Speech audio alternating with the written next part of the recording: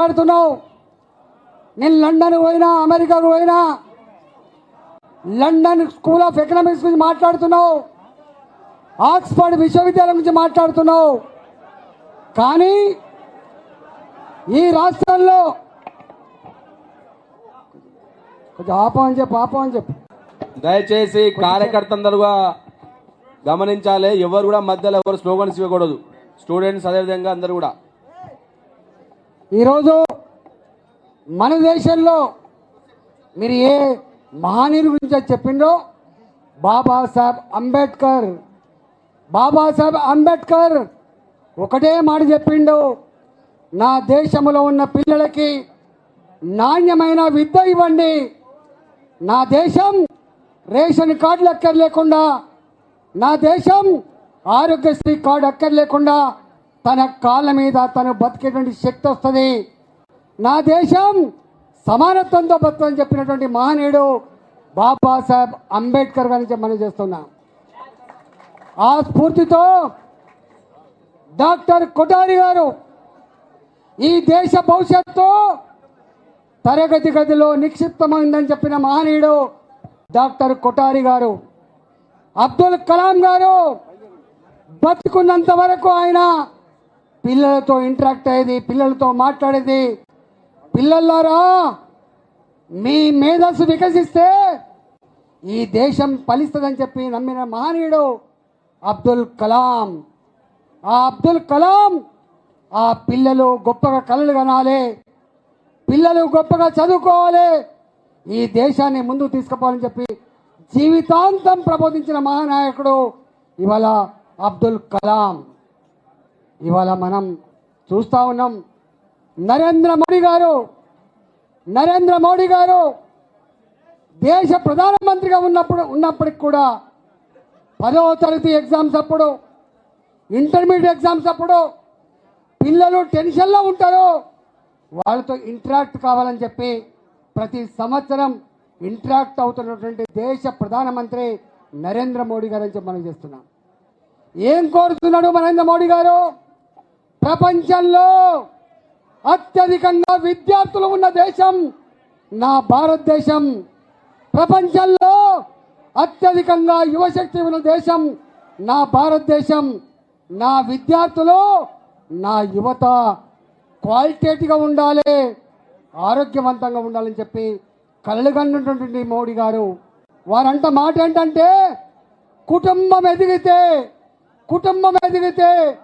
రాష్ట్రం ఎదుగుతుంది, రాష్ట్రం బాగుపడితే దేశం బాగుపడుతుందని చెప్పి నమ్మే మహనీయుడు నరేంద్ర మోడీ గారు అని చెప్పి మనం చేస్తున్నాం. ఎందుకు వచ్చింది ఇవాళ? నా ఇంట్లో నా కూతురు డాక్టర్ అవ్వడం గొప్ప కాదు, మా రామచంద్రరావు గారి ఇంట్లో వాళ్ళ కొడుకు ఒక అడ్వకేట్ అవ్వడం గొప్ప కాదు, నా కూరగాయలు అమ్ముకునే తల్లి,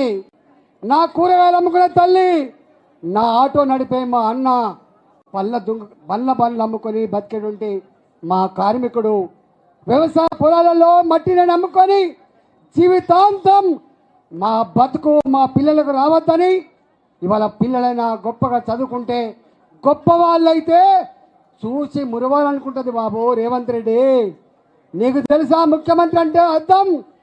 నా తల్లి నా తండ్రి నా పిల్లల కోసం ఏం ఆలోచిస్తుందో.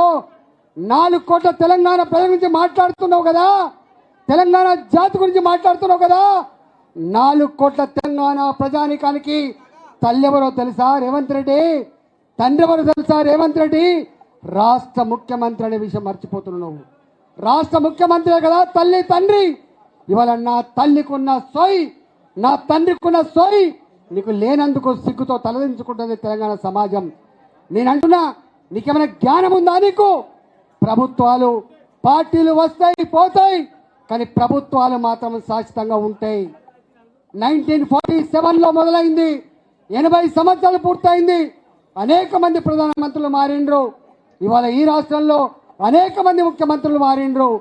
కానీ ప్రభుత్వపరమైనటువంటి స్కీములు, ప్రభుత్వపరమైనటువంటి ప్రణాళికలు మంచి అవుతున్నప్పుడు, బాగున్నప్పుడు అమలు చేసేటువంటి జ్ఞానం ఉంటుంది ముఖ్యమంత్రి గారు.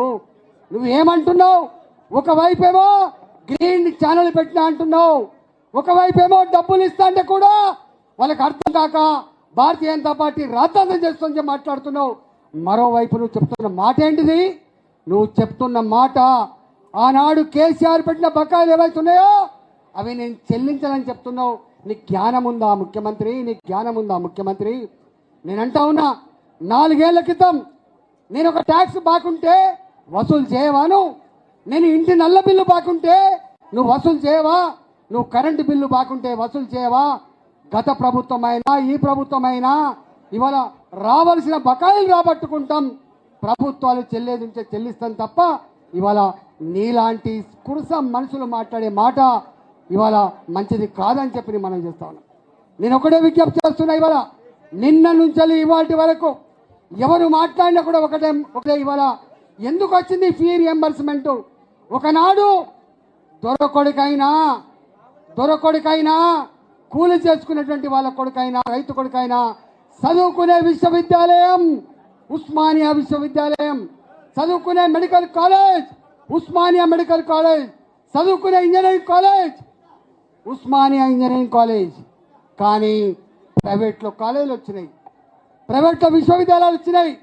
ఇవాళ మా పేదరికంలో ఉన్న పిల్లలు ఫీజులు కట్టే స్తోమత లేక క్వాలిటీ విద్యకు దూరం కావద్దు, వాళ్ళకు కూడా గొప్ప విద్య అందించాలనే సంకల్పంలో భాగమే కదా ఈ ఫీ రియంబర్స్మెంట్ స్కీమ్ వచ్చింది. గొప్ప ఆలోచనతో ఈ స్కీమ్ వస్తే ఇవాళ ఆ పార్టీకి నాయకత్వం వహిస్తున్న నువ్వు 20 లక్షల కుటుంబాలను వేధించడం కాదు, 20 లక్షల విద్యార్థుల జీవితాలతో నువ్వు చెలగాట మాడుతున్న విషయం మర్చిపోద్దని చెప్పి మనం చేస్తా ఉన్నాం. ఇవాళ నా విద్యార్థి నువ్వు ఫీ రియంబర్స్మెంట్ ఇస్తా అంటేనే ఇవాళ ఆ కాలేజీలో జాయిన్ అయ్యిండు. ఇవాళ కూలి చేసుకునే, ఆటో నడుపుకునే, కూరగాయలు అమ్ముకునే, ఇళ్లల్లో అంట్లు తోమి ఇవాళ పిల్లల్ని చదివించుకునే ఆమెకు ఈ 10 లక్షల ఫీజో 4 లక్షల ఫీజో కట్టే స్తోమత ఉండదు కదా. ఇవాళ జాయిన్ అయిన వాళ్ళు జాయిన్ అయిన తర్వాత మధ్యలో నువ్వు ఆపుతున్నావు. ఫస్ట్ ఇయర్ అయిపోయింది నా విద్యార్థికి, సెకండ్ ఇయర్లో ఎగ్జామ్స్ రాయాలి, హాల్ టికెట్ రాదు. అక్కడ సెకండ్ ఇయర్ థర్డ్ ఇయర్ పోవాలంటే హాల్ టికెట్ రాదు. చివరికి యజమాన్యాలు ఒకటే మాట చెప్తున్నాయి, వాళ్ళు ఇవ్వరు, గవర్నమెంట్ ఇవ్వదు, మీకు చేతనైతే మీరే డబ్బులు కట్టండి, లేకపోతే టీసీలు తీసుకొని పోండి. మేము కూడా మా కాలేజీలలో పనిచేసే అటెండర్లకు జీతాలు ఇవ్వలేకపోతున్నాం, మేము కూడా మా ల్యాబులలో పనిచేసే ల్యాబ్ టెక్నీషియన్లకు జీతాలు ఇవ్వలేకపోతున్నాం, మేము కూడా ఇవాళ చదువు చెప్పే టీచర్లకు జీతాలు ఇవ్వలేకపోతున్నాం, ఇవాళ బ్యాంకులలో అప్పు తెచ్చుకొని ఈఎంఐలు కట్టలేకపోతున్నాం, మమ్మల్ని అర్థం చేసుకోమని చెప్పి ప్రాధేయపడి ఇవాళ పిల్లల్ని క్లాస్ రూములలో నీ ఫీజు రాలేదని చెప్పి నిలబెట్టినప్పుడు ఇవాళ కన్నీళ్ళు గుడ్లలో సుళ్ళు తిరుగుతున్నాయి బాబు. ఎంతమంది విద్యార్థులు వాళ్ళ కళ్ళల్లో నీళ్లు సుళ్ళు తిరుగుతున్నాయి. ఫీజు కట్టలేదని టీచర్ నిలబెడితే ఆ అవమానం భరించలేక కొంతమంది పిల్లలు సూసైడ్ చేసుకునే చరిత్ర నీకు తెలుసా రేవంత్ రెడ్డి గారు? గింత వేదన, గింత దుఃఖం ఉన్నటువంటి ఇష్యూ, 20 లక్షల మంది పేద విద్యార్థులకు సంబంధించిన ఇష్యూ నువ్వు గ్రీన్ ఛానల్ అని బుకాయించే ప్రయత్నం చేస్తున్నావు. ఇది మంచిది కాదని చెప్పి నీ విజ్ఞప్తి చేస్తున్నా. నిన్ననే చెప్పినా నేను, నువ్వు అనుకుంటున్నావు నీకు తెలుసా అసలు లెక్క? ఎన్ని విశ్వవిద్యాలయాలు ఉన్నాయి, ఎన్ని మెడికల్ కాలేజీలు ఉన్నాయి, ఎన్ని ఇంజనీరింగ్ కాలేజీలు ఉన్నాయి? నువ్వు అంటున్నావు ఒక ఆక్స్ఫర్డ్ యూనివర్సిటీ రాగానే, ఒక్క లండన్ స్కూల్ ఆఫ్ ఎకనామిక్స్ రాగానే ఈ రాష్ట్రం బాగుపడుతుందా? ఇవాళ నీకు నిన్న చెప్పినా మళ్ళీ ఇవాళ కూడా చెప్తున్నా, నీకు తెలుసో తెలియదో ఈ దేశంలో జిల్లా పరిషత్ స్కూళ్ళలో చదువుకున్న వాళ్ళు, నా ఐఐటీలో చదువుకున్న వాళ్ళు, నా ఉస్మానియా ఇంజనీరింగ్ కాలేజ్ చదువుకున్న వాళ్ళు, నా ఉస్మానియా యూనివర్సిటీలో చదువుకున్న వాళ్ళు అనేక పెద్ద పెద్ద పోస్టులు ఇలా అలంకరించారు. దేశం మొత్తంలో ప్రిస్టేజియస్ ఇన్స్టిట్యూషన్స్ ఏవైతే ఉన్నాయో అలాంటి ఇన్స్టిట్యూషన్లకు భారత మాత ముద్దు బిడ్డలుగా ఈ విశ్వవిద్యాలయాల్లో, ఈ ఎన్ఐటీలో, ఈ ఐఐటీలో చదివిన వాళ్ళు ఎంత గొప్ప గొప్ప పొజిషన్లో నీకు తెలుసా బాబు? ఇవాళ గూగుల్ సిఇఓ సుందర్ పిచాయ్ ఈ దేశం మట్టి బిడ్డ, ఇక్కడే చదువుకున్న బిడ్డ. అంతేకాదు మైక్రోసాఫ్ట్ సిఇఓ సత్య నాందేల్లా ఈ విశ్వవిద్యాలయం చదువుకున్న బిడ్డ.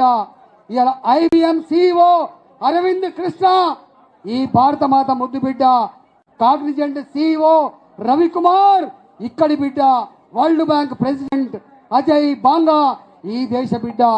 మొన్ననే ప్రపంచంలో ఒక వింత చేసిన విద్యార్థులు స్కై రూట్ పేరుతో ఆకాశాన్ని జయించింది భారత మాత. ముద్దు బిడ్డలే, మా పిల్లలే బాబో.